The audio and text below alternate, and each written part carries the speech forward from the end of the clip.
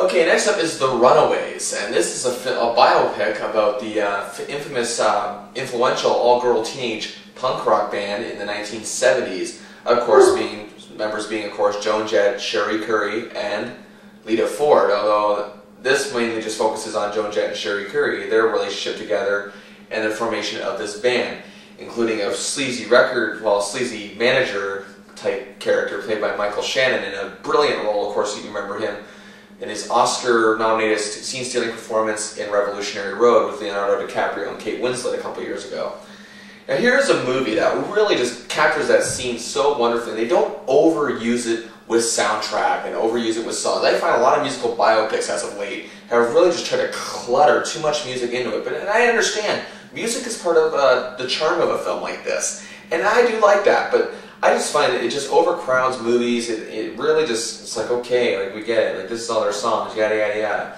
But thankfully there's a perfect balance where they don't just use songs by the Runaways, because let's face it, this is about how they got started. If they just cluttered it with their songs, then really that's just about only 2 or 3 years of body of work. They weren't together that long, but still, it's one of those things where you gotta have a variation, you gotta have the right balance.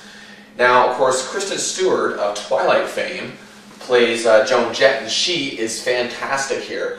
Now, again, this is just living proof you can't hold Twilight against Kristen Stewart. She's done movies after movies, including the Cave Eaters and Adventureland, which she was very good in. And I remember seeing her in Panic Room when she was, what, I think 12, and she was good in that movie. I mean, she is a good actress. In my opinion, she's going to be a great actress one day.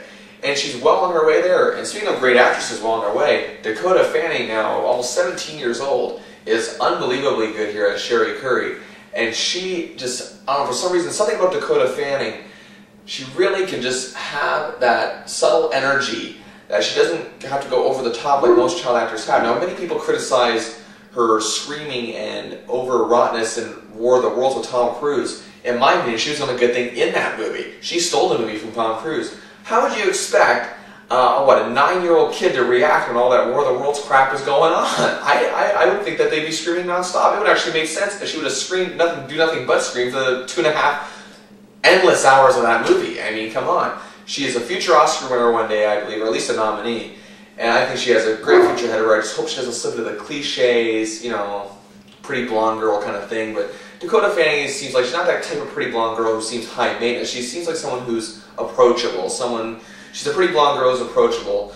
And now she's dwindling in her teen years now. She's got something to offer in her 20s, and I can't wait to see what that is. Now, as for the rest of the film, I thought that the cast was really well done. I thought Scout Taylor Compton, good in her small part as Lita Ford. Michael Shannon steals this movie too, though. Steals some of his scenes as a sleazy manager. I can't believe how much he adapted this character. Here I am, used to seeing him in a certain way, and he is just unbelievably good here. This really is a great time-capturing movie, and I just enjoyed every minute of it. So The Runaways gets 3.5 stars out of 5.